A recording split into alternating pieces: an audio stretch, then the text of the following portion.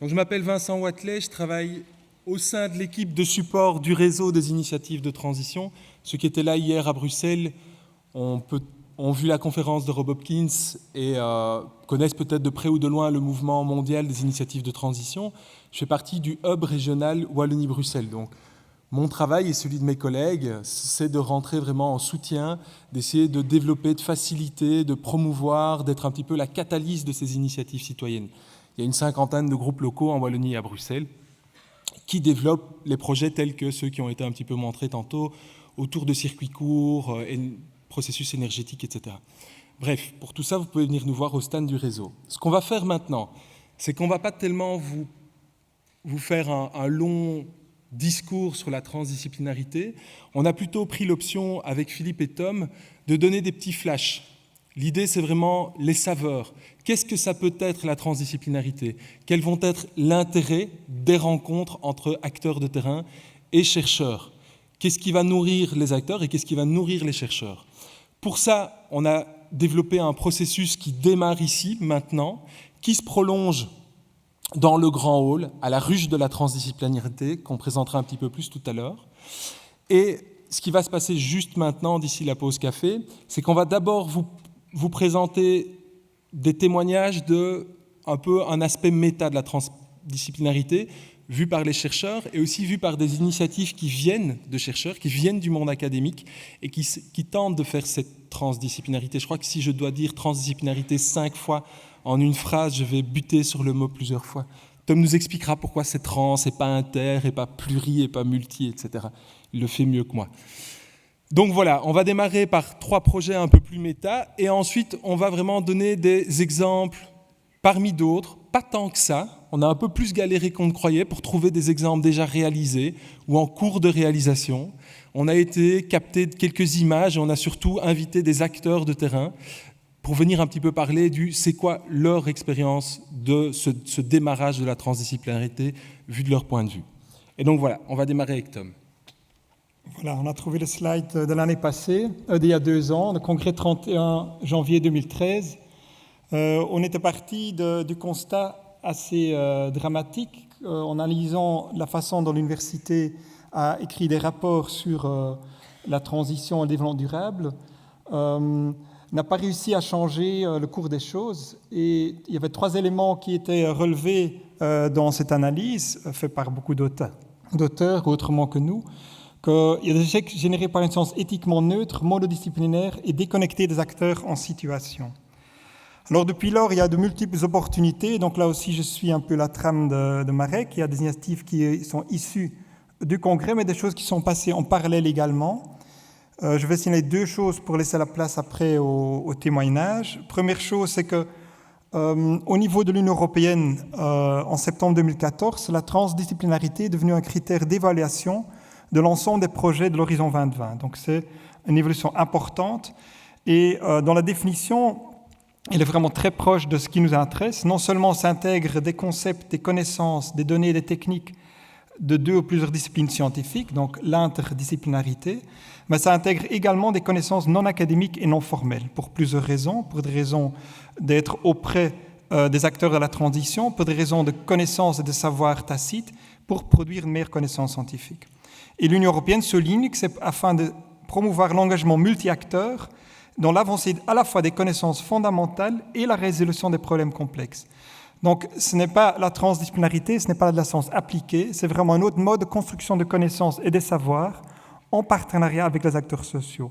Et donc maintenant, au plus haut niveau, c'est devenu un critère d'évaluation des projets de recherche dans l'Union européenne. Un deuxième élément à souligner, c'est que ça concerne à la fois les innovations sociales et les innovations technologiques. Les innovations technologiques qui souvent se développent loin des pratiques sociaux. Et ce que l'Union européenne veut souligner également, c'est que l'innovation technologique peut également être localisée, adaptée et développée avec les acteurs sociétaux. Les opportunités multiples, il y a des grands réseaux internationaux, il y a le Best Practice Award. Donc en Suisse, par exemple, il y a toutes les années un prix pour les meilleurs projets transdisciplinaires au niveau des universités. Ils sont publiés dans une revue. Autour de Paris, il y a des partenariats institutions citoyens pour la recherche et l'innovation. Donc là, c'est le décideur public qui prend le rôle de soutenir, de financer des projets de recherche de partenariat. Et finalement, le livre en vert, c'est un grand réseau onusien, donc qui travaille sur le phosphore et qui réunit non seulement acteurs universitaires et politiques, mais également les meilleurs chercheurs universitaires.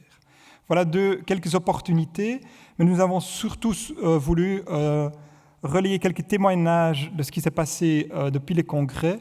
Et on va d'abord inviter une séquence de témoignages par les 3 intervenants, et ensuite on va passer au film avec quelques acteurs sociétaux qui vont venir ici également sur la scène. Donc, je donne d'abord la parole à Alain Tondeur. Merci.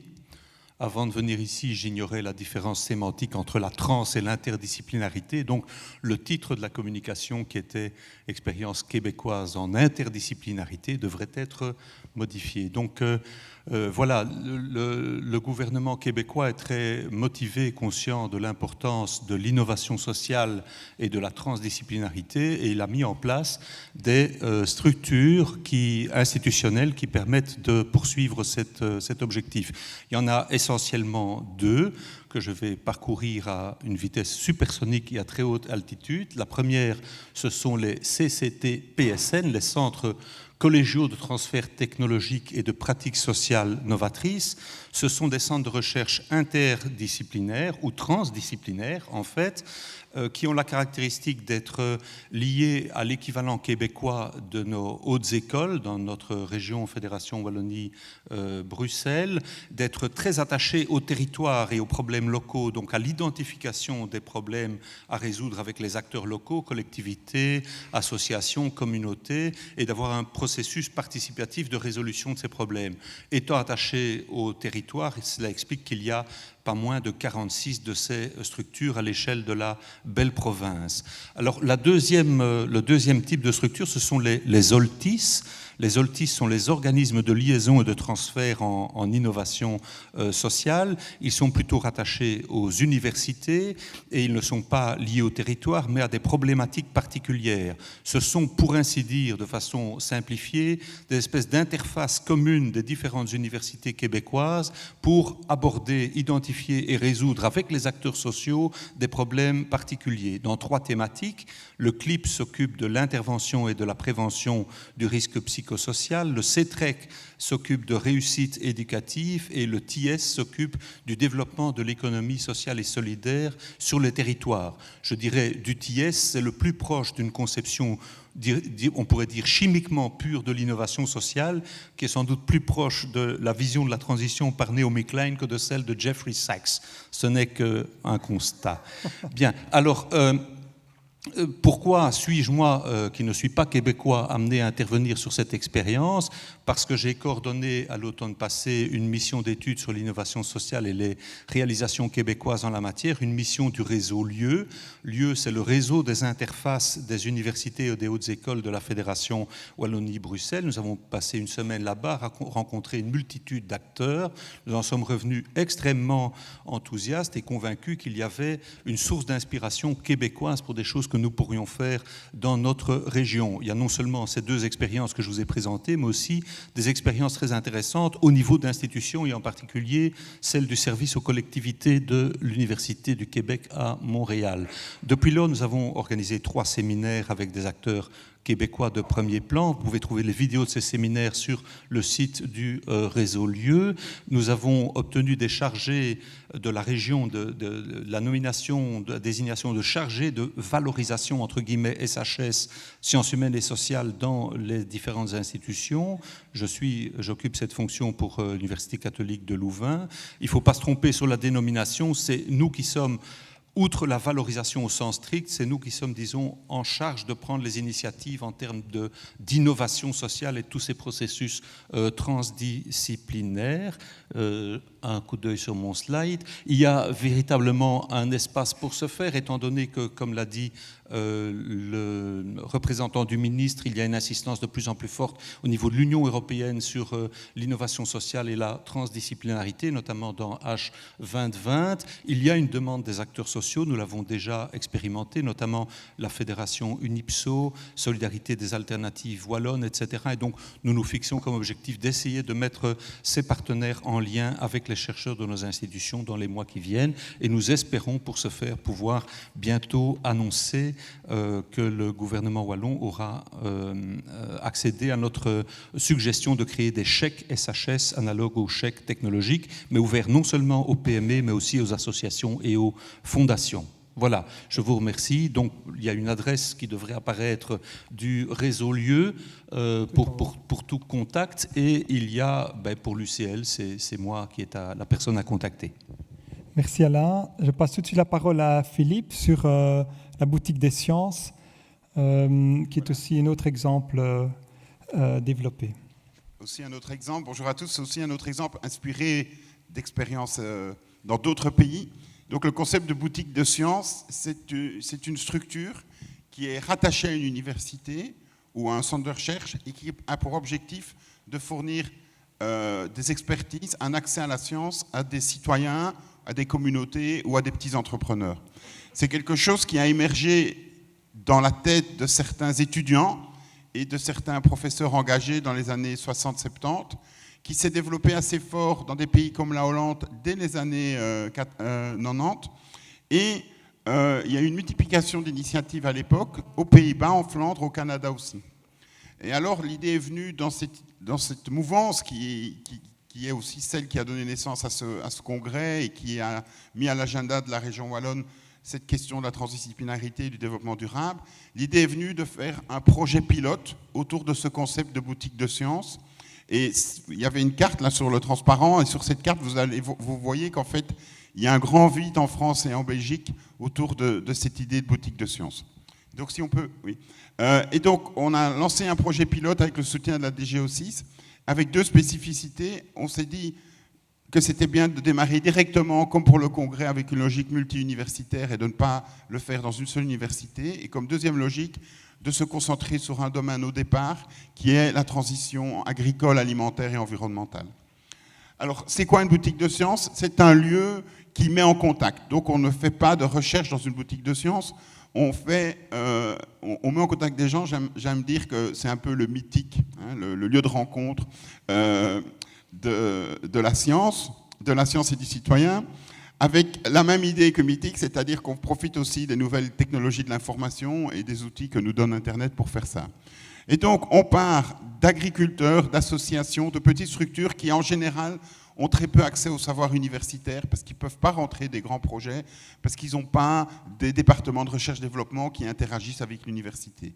On part de leurs demandes, de leurs besoins techniques, de leurs problèmes, et on met ces besoins à disposition de scientifiques et d'étudiants comme source d'inspiration pour des recherches ou pour essayer de se rencontrer les compétences des chercheurs et des étudiants et les demandes des acteurs du terrain. Et donc, la boutique de sciences organise cette rencontre entre les deux pour essayer d'élaborer une réponse. Nous sommes des constructeurs de partenariats. Après, une fois que le partenariat est construit, c'est les acteurs qui interagissent ensemble. Il n'y a pas de volonté de la boutique des sciences d'elle-même faire de la recherche. Alors, où on en est aujourd'hui, après 1 an et demi d'expérience, on a mis beaucoup de temps à bien mettre en place le modèle, et je pense que maintenant, on a un modèle qui bénéficie de l'expérience de tous les autres pays avec lesquels on a été en contact. On a aujourd'hui dans notre base de données 102 questions d'acteurs de la société civile. Il y a 98 chercheurs experts qui se sont inscrits pour apporter leurs compétences, et ces 98 chercheurs experts viennent de 6 institutions différentes. Et donc, on a la base de données qui devrait nous permettre de lancer un grand nombre de partenariats. On a 2 conseils de gestion multi-universitaires, l'un qu'on a appelé le conseil de sages pour avoir une vision la plus large possible et la plus éthique possible du travail que l'on fait, et l'autre qu'on a appelé le conseil de pilotage qui, elle, va nous aider au quotidien. Il y a eu 14 descentes d'auditoire pour motiver les étudiants à comprendre le principe, parce que beaucoup d'étudiants, beaucoup de jeunes chercheurs sont à la recherche sujets de recherche qui à la fois sont pertinents au niveau scientifique, mais sont aussi pertinents socialement, peuvent contribuer à une transition. C'est une demande de plus en plus fréquente de la part des étudiants, et c'est pour répondre à cette demande qu'on a créé ce concept de boutique de sciences. Il y a un site web que je vous invite à visiter, qui est tout nouveau depuis hier, on a tout remis un jour, et il y a 8 partenariats qui sont aujourd'hui en cours. Il y en a un dont on témoignera dans la deuxième partie de l'exposé, et on vous propose de faire de la boutique de sciences pratique, mais ça, je vous garde la surprise pour la fin de la séquence de ce matin. Ok, très bien, merci Philippe. Sybille. Oui, merci. Bonjour à tous. Je m'appelle Sybille Mertens et je travaille à l'Université de Liège dans un centre de recherche qui étudie les alternatives en économie ou en gestion depuis plus de 20 ans, un centre interdisciplinaire. Et à l'issue du congrès d'il y a 2 ans, nous nous sommes rendus compte que nous n'étions pas seulement interdisciplinaires, mais en fait fondamentalement transdisciplinaires, puisque ça faisait 20 ans que nos questions de recherche émanaient du terrain sur lequel nous travaillons et que nos partenariats étaient réellement des partenariats féconds du point de vue tant des scientifiques que des acteurs sociaux. Et donc nous avons voulu formaliser ça en créant ce que nous avons appelé l'Académie des entrepreneurs sociaux, qui était simplement de dire nous formalisons ces partenariats et nous créons une plateforme qui va rassembler non pas des institutions mais des gens qui se reconnaissent comme étant porteurs d'alternatives au niveau économique, au niveau du monde de l'entreprise. Aujourd'hui, nous rassemblons plusieurs centaines d'individus et nous les connectons avec plusieurs dizaines de scientifiques, avec les étudiants, avec des responsables du monde politique, au sein d'un espace qui se veut un espace de rencontre et de dialogue. Nous organisons des conférences, des rencontres, différents événements qui permettent à ces gens de se croiser et donc d'accélérer ce genre de rencontres un peu improbables. Ce qu'on va vivre ici pendant 2 jours, c'est ce type de rencontre. Eh bien, nous essayons de perpétrer ce genre de rencontres tout au long de l'année. Notre autre objectif, ce n'était pas seulement de connecter des publics avec lesquels nous étions en contact naturellement, mais aussi de renforcer la connexion, comme la boutique de sciences le fait, entre les milieux scientifiques et les milieux de terrain. Alors, très concrètement, nous avons 2 types d'activités qui peuvent illustrer ça.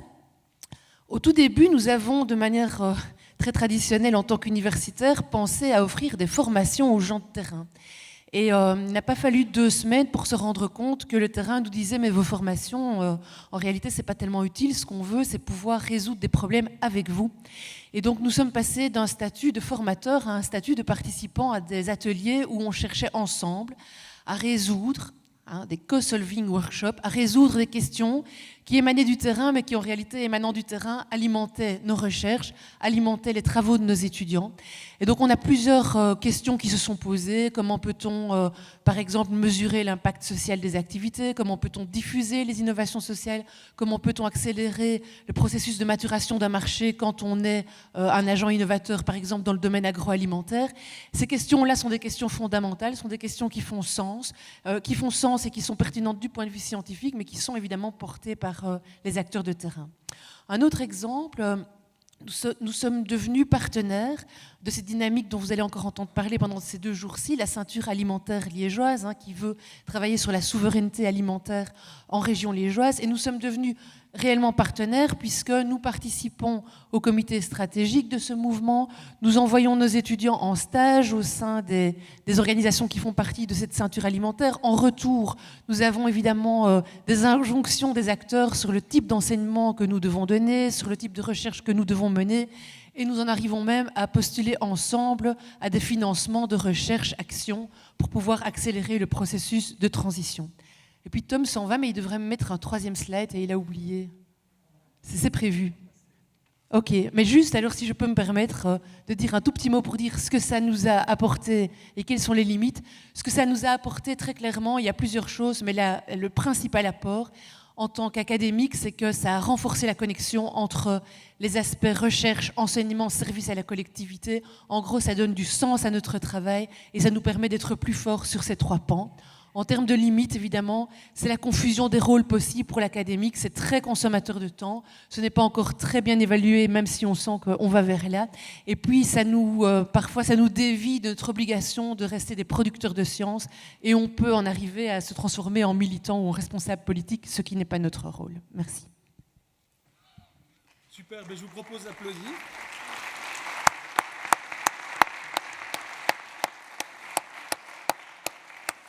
Et on va switcher les acteurs du monde académique et des projets méta avec les acteurs déjà de quelques exemples de partenariats. Donc j'invite Pierre pour l'UCéol, j'invite Christian et Laurence pour les Compagnons de la Terre et Benjamin pour Rescope de venir s'installer sur les petites tables.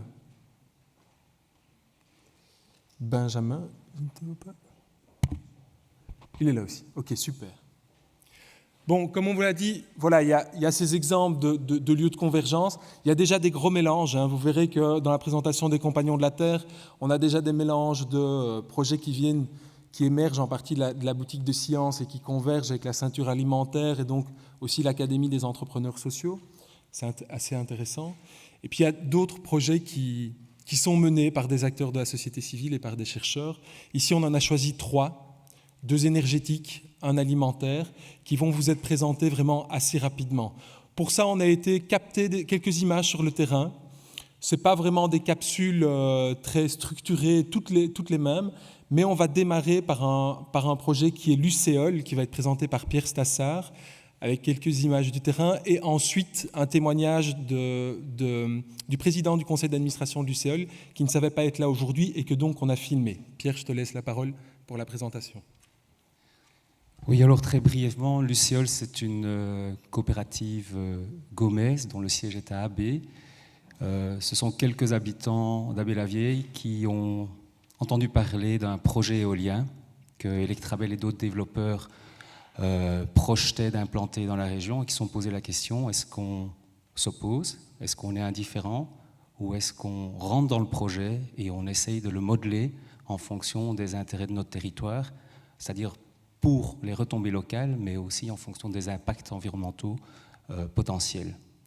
Et donc, cette coopérative, l'UCéol, depuis 5 ans, parce que ce sont des projets de très longue haleine, depuis 5 ans, travaille à la mise en place de ce projet en partenariat avec des industriels. Et ce dont il est question aujourd'hui, c'est d'un problème particulier qui est celui de la coexistence entre une espèce menacée qui peut être impactée par les éoliennes, c'est-à-dire c'est la coexistence entre le milan royal, une espèce que l'on retrouve qu'en Europe, dont les populations sont en déclin, et dont on sait par l'expérience allemande que les éoliennes ont un impact à travers les collisions, parce que c'est un oiseau qui vole assez bas quand il chasse. Ça, c'est pour la présentation. Super. Alors, Dirk, si tu peux nous lancer d'abord le premier témoignage, qui est donc celui du président du conseil d'administration de l'UCéol. On va pouvoir regarder la vidéo. Bonjour, je me présente, donc je suis Michel Dolmans. Je suis membre de la coopérative l'UCéol, je suis un des membres fondateurs. J'habite le village d'Abbé-la-Vieille, qui est un des villages riverains du futur parc éolien de Abbé. Et donc dans la coopérative, plus particulièrement, je suis membre du conseil d'administration et je suis président du conseil d'administration depuis 2010. Et en tant que membre actif de la coopérative, j'ai pu participer aux travaux d'un groupe qu'on a appelé dans la coopérative groupe de compétences et de propositions, qui est un groupe de travail dans lequel on essaye de mobiliser l'intelligence collective dans la coopérative avec les coopérateurs administrateurs et les coopérateurs ordinaires, et un groupe qui a donc travaillé sur les questions d'environnement et santé. Et c'est dans ce cadre de ce groupe-là que j'ai pu prendre part aux travaux concernant la coexistence entre milan royal et éolienne. Alors, dans cette dynamique où on a été jusqu'à organiser un séminaire sur la question de la coexistence entre milan et éolienne, on a fait appel à la compétence de personnes extérieures. Donc, il y avait des compétences dans la coopérative, les extérieurs, les scientifiques, notamment des scientifiques internationaux, hollandais, allemands, qui avaient travaillé sur cette question déjà depuis pas mal d'années. Et également, on a donc eu cette collaboration avec des scientifiques belges qui sont plus actifs au niveau de l'associatif et de Natagora, par exemple, pour amener des compétences que nous n'avions pas localement, en plus, donc des compétences au niveau des connaissances du Milan. Et l'adjonction de ces compétences scientifiques extérieures et celles de terrain d'ornithologues locaux, membres ou non membres de l'UCEOL, ont permis quand même d'avoir des résultats assez convaincants et très concrets dans les mesures d'atténuation et de compensation qu'on a pu proposer dans le cadre de la demande de permis pour les éoliennes AB. Donc le fait qu'il y ait eu ces chercheurs qui sont venus apporter leurs compétences et leur savoir ici chez nous a apporté beaucoup de crédibilité aux mesures qu'on a pu proposer par la suite, mais aussi sur la démarche même de l'UCEOL en tant qu'acteur en même temps de développement éolien, ce qui est assez inhabituel, mais également ancré localement avec des membres qui sont des riverains futurs du parc éolien. Et donc il y a eu cette crédibilité apportée à notre démarche, à l'intérieur de l'UCEOL aussi. Je pense que ça a permis à des coopérateurs qui n'étaient pas du tout branchés sur ces questions de s'intéresser à une question de maintien de la biodiversité que un certain nombre de personnes à l'intérieur de la coopérative ont trouvé important d'investiguer. Et alors au niveau du projet lui-même, le fait qu'il y ait eu cet apport scientifique, cet apport de recherche, a permis d'affiner. Bien sûr, c'était des résultats de recherche qui n'ont pas été menés ici au départ, parce que c'est des recherches qui viennent des cantons de l'Est en Belgique, mais aussi d'Allemagne. Sur base de notre connaissance à ce moment-là du milieu et de notre environnement, de proposer des mesures agri-environnementales d'accompagnement et de compensation et d'atténuation les plus pertinentes possibles pour que, à terme, cette coexistence puisse se passer correctement. Et alors, sur le court terme, dans le courant du développement du projet, je pense que le fait qu'on ait amené cette compétence scientifique dans notre approche, dans notre démarche, a également permis que les copromoteurs industriels qui sont dans le projet avec nous ont vraiment délégué cette part-là du développement du projet à l'UCEOL, parce qu'ils ont vu qu'il y avait vraiment un travail de fond et un travail très en profondeur sur ces questions-là, pour lesquelles eux n'avaient de toute façon pas de compétences particulières. Donc ça a été délégué à l'UCEOL. Ça, c'est une conséquence très pratique dans pour l'obtention du permis. Et à long terme, je pense que cette collaboration entre coopérateurs ordinaires, on va dire, coopérateurs naturalistes et naturalistes locaux et scientifiques extérieurs sera, on le souhaite, amené à être prolongée dans le cadre de mesures de suivi, donc d'études de suivi de l'impact réel une fois que les éoliennes seront construites. Ça, c'est le souhait qu'on a, c'est que qu'il y ait encore des interactions entre, d'une part, les chercheurs et les ornithologues locaux et la coopérative elle-même quand elle exploitera ces éoliennes. Voilà, c'était Michel. Alors, Pierre va compléter. Après, juste pour le cadre, comme on a pris du retard au matin, etc., Benjamin en présentera Resco plutôt après-midi. Et on clôturera avec les Compagnons de la Terre, c'est vrai? Voilà, je t'en prie, Pierre. Et donc, je redemande la brièveté parce qu'on galope. Soyons brefs et soyons slow en même temps. Donc, vous l'avez sans doute compris, j'ai une double casquette ici. Je suis prof de sociologie de la transition, et donc je mène des recherches, interventions depuis une bonne dizaine d'années sur les questions de transformation des systèmes alimentaires. Et en même temps, je suis un habitant de mon territoire, d'Abbé-la-Vieille, dans cette très belle région que vous avez vue qui est la Gaume. Et Michel Dolmans, que vous avez vu là, c'est mon voisin. Alors, qu'est-ce que j'ai appris ? Je ne pourrais pas dissocier la partie scientifique de la partie citoyenne dans ce que je vais vous dire, et vous allez comprendre pourquoi. J'ai appris 3 choses. La première, c'est que pour moi, le processus délibératif, Michel Dolmans a parlé de la jonction entre les scientifiques et les acteurs de terrain. Donc derrière ça, il y a tout un travail de processus et donc d'innovation sociale. Ce processus délibératif, je l'ai piloté avec mon expérience de scientifique. Ça a été un événement pour moi. Il y a eu un avant et un après. Pourquoi ? Mais parce qu'à l'UCéol, il y a une règle implicite, c'est que personne n'utilise sa casquette professionnelle pour argumenter ou légitimer une position. Mais tout le monde utilise évidemment ses compétences de son expérience, y compris professionnelle. Et ça a eu 2 conséquences sur moi. La première, c'est d'être extrêmement exigeant au niveau de la méthodologie, parce que je n'avais pas cette casquette de professeur pour dire aux autres, après tout, c'est moi qui sais.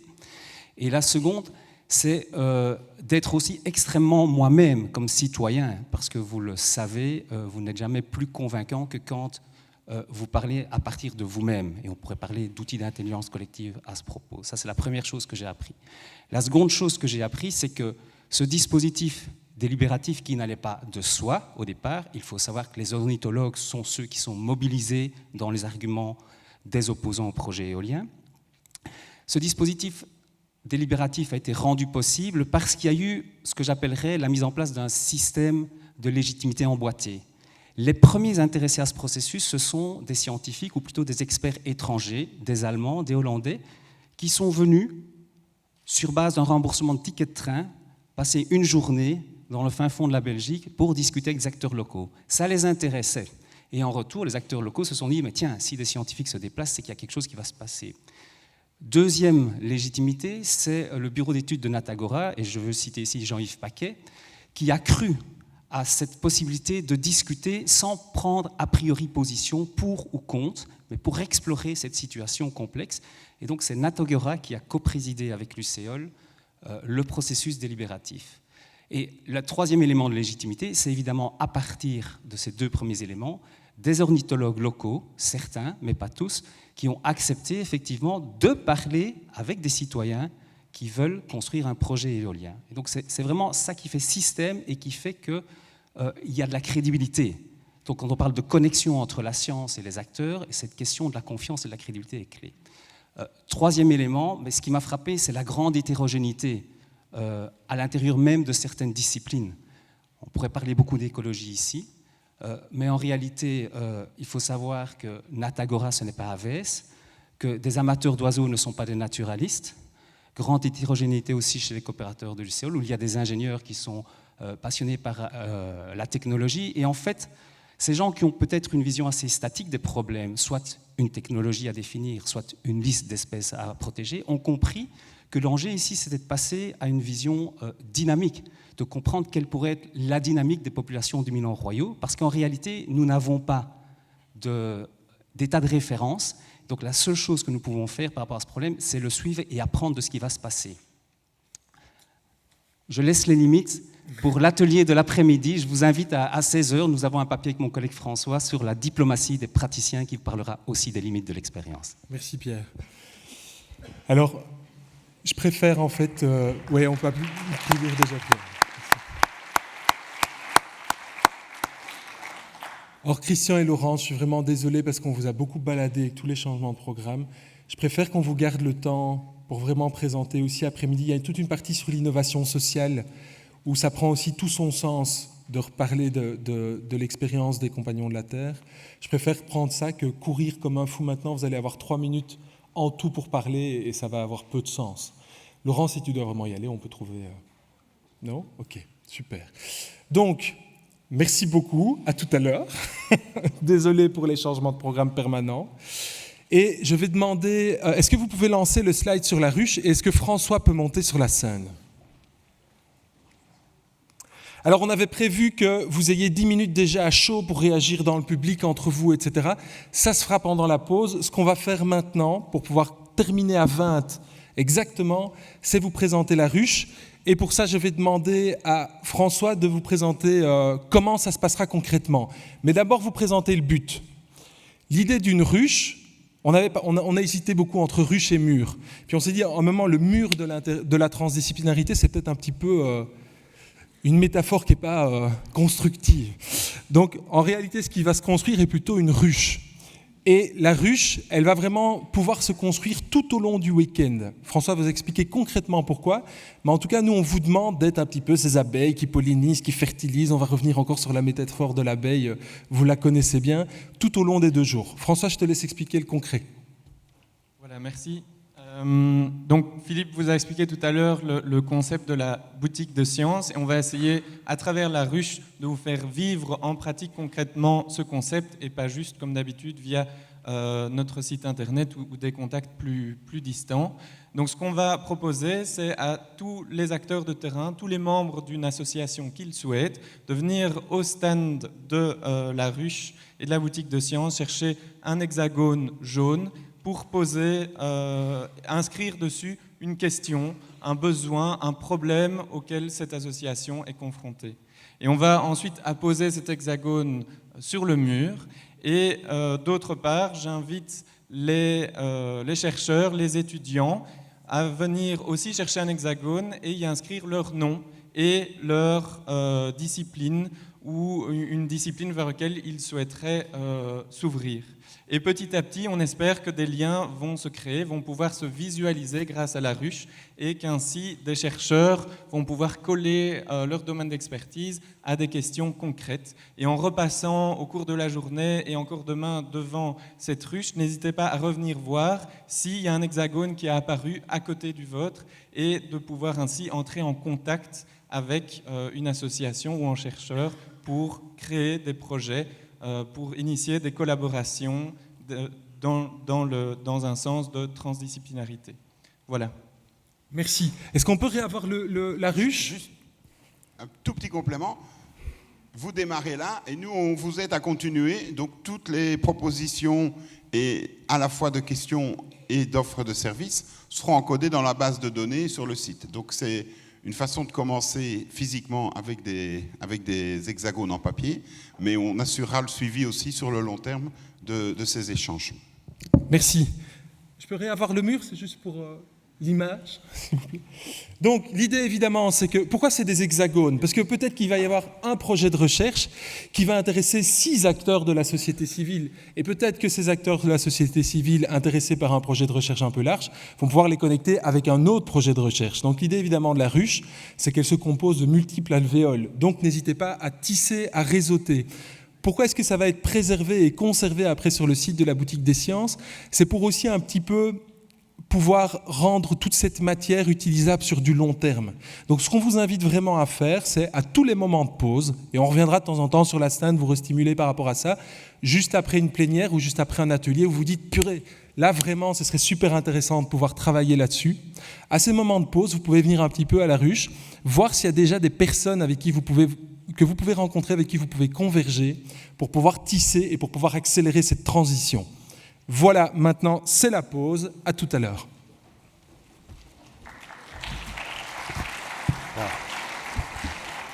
J'espère que vous aurez quand même le temps de prendre un café en faisant tout ça, hein, parce qu'il y a aussi du café et des boissons. À 10h40 précise, c'est le début des sessions parallèles. Soyez à temps, s'il vous plaît, dans chacun des 8 thématiques dans lesquelles vous êtes inscrits. Les locaux sont bien indiqués à partir de l'endroit où le café a lieu, donc 10h40, et les noms de tous ceux qui participent à chaque atelier sont indiqués à l'entrée de chaque salle. Donc il y a 8 salles différentes pour les 8 sessions parallèles. Bonne session, le repas a lieu à 13h tout à l'heure. À bientôt.